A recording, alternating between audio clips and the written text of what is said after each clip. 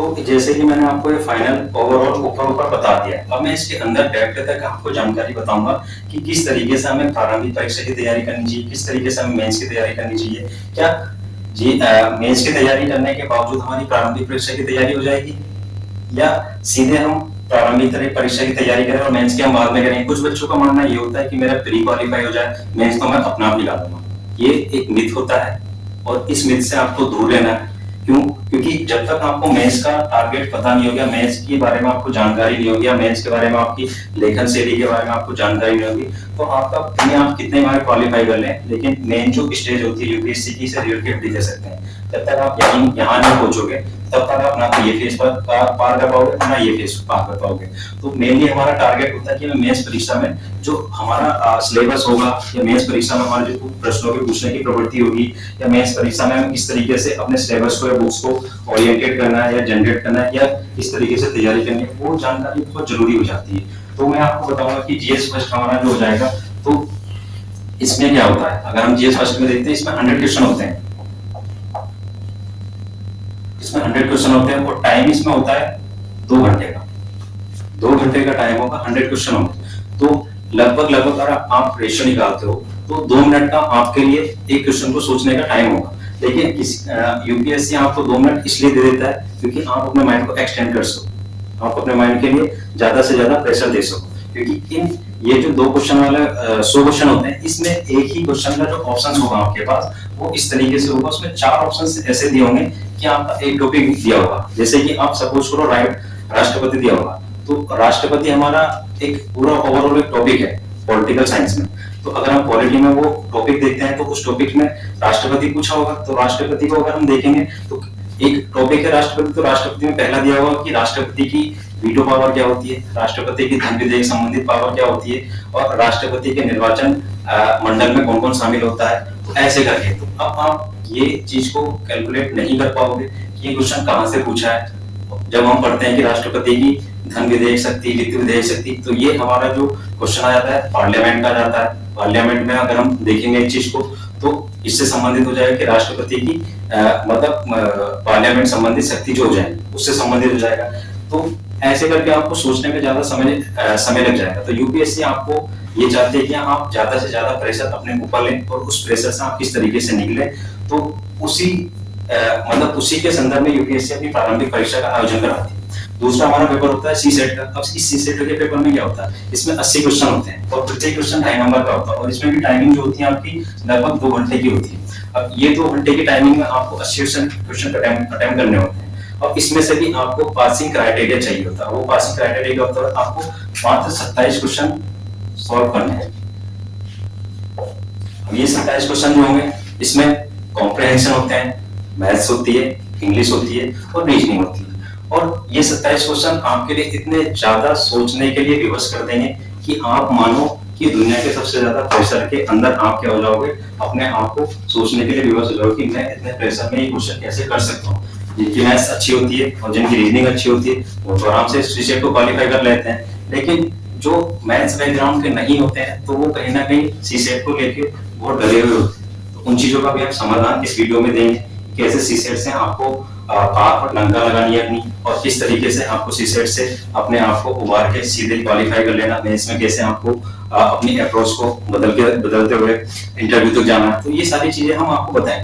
तो मैंने आपको 2 चीज बता दी, प्रारंभिक परीक्षा में जीएस फर्स्ट में किस तरीके से कितने क्वेश्चन पूछे जाते हैं, टाइमिंग क्या होती है, और दूसरा मैंने सीसेट में आपको बता दिया इसमें कितने क्वेश्चन पूछे जाएंगे, कितनी टाइमिंग होगी।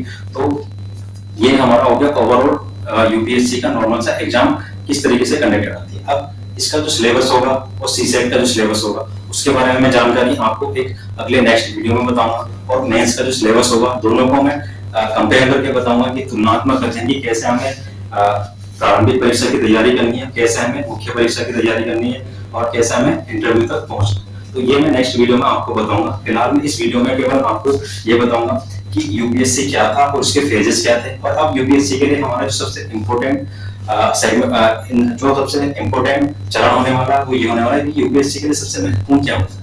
तो यूपीएससी के लिए सबसे महत्वपूर्ण आपको पता ही है कि सबसे जरूरी होता है मार्गदर्शन। यानी कि आप अगर हार्ड वर्क ज्यादा कर रहे हो, और हार्ड वर्क करते करते आपको ये नहीं पता कि मुझे पढ़ना क्या है, एक्चुअल में, और क्वेश्चन कहाँ से अराइज किए जा रहे हैं, और क्वेश्चन को मैं एनालाइज किस तरीके से कर पा रहा हूँ, या क्वेश्चन एनालाइज करने की मेरी जो टेंडेंसी है वो किस तरीके की। अगर आपको ये नहीं पता तो आप इसका मतलब ये सोच लें कि आप केवल हार्ड वर्क करते जा रहे हैं और आपको यूपीएससी का ज्ञान नहीं। तो नॉर्मल सा मैं बताऊंगा सबसे पहले कि यूपीएससी में सबसे महत्वपूर्ण होता है आप अपना आकलन कीजिए, आप अपनी योग्यता का आकलन कीजिए। अब योग्यता का आकलन आप कैसे करेंगे कि आप कोई भी चैप्टर पढ़ते हो तो आप सबसे पहले ये पढ़ लेते हैं कि मैंने ये पढ़ लिया, मैंने वो पढ़ लिया, और उसमें आप देखते हो कि यार मैंने पढ़ तो लिया, लेकिन क्या मैंने उस चीज का चिंतन किया कि मैंने जो चीज पढ़ी, लाइक मैंने हिस्ट्री पढ़ी और हिस्ट्री में मैंने देखा कि मैंने मुगल साम्राज्य पढ़ लिया, तो मुगल साम्राज्य पढ़ने के बाद मैंने एनालाइज किया या मैंने उस पर चिंतन किया क्या जो मैं मुगल साम्राज्य पढ़ रहा हूँ तो इसमें से जो क्वेश्चन है यूपीएससी कहीं से पूछ भी रहा है या मैं खाली पढ़ते जा रहा हूँ उसको। तो वो चिंतन आपने जब तक नहीं किया होगा तो आप यूपीएससी को एनालाइज नहीं कर पा रहे। उस चिंतन के साथ आपके लिए योग्यता का आपने आकलन कर लिया, तो योग्यता आकलन करने के लिए आपको 3 चीजें आवश्यक होंगी। पहली चीज क्या हो जाएगी कि उस चीज के बारे में आप सोचो या चिंतन करो, फिर उस पर आप क्या करो, प्रैक्टिकल करो।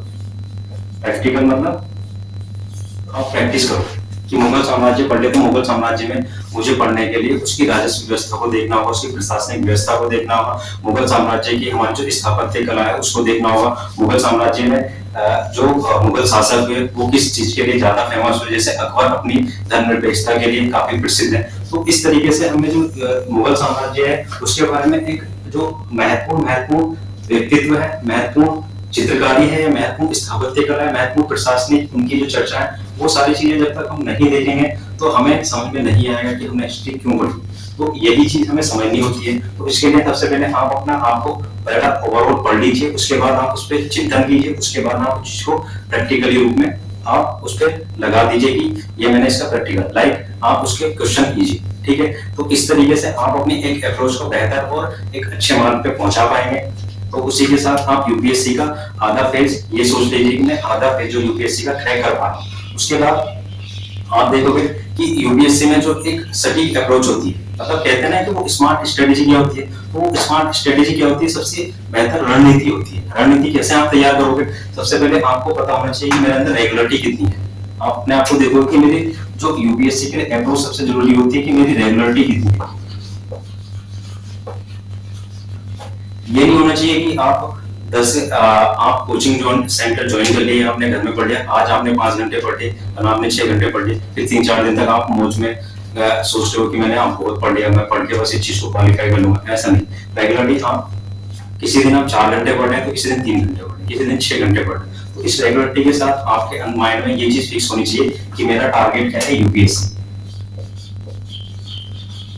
और यूपीएससी के लिए मुझे सबसे जरूरी है मेरे अंदर रेगुलरिटी होनी चाहिए, मेरे अंदर डिसिप्लिन होना चाहिए। और वो डिसिप्लिन आपके अंदर कैसे आएगा, वो डिसिप्लिन आपके अंदर आएगा आपकी अप्रोच से, आपके ड्रीम से, कि वो ड्रीम आपको हमेशा नजर आना चाहिए कि मेरा यही ड्रीम है और मैं इसको जो है हमेशा के लिए, चाहे मुझे कुछ भी करना पड़े, मैं इसको करके रहूंगा। तो उस ड्रीम्स के लिए आपके लिए रेगुलरिटी होनी चाहिए।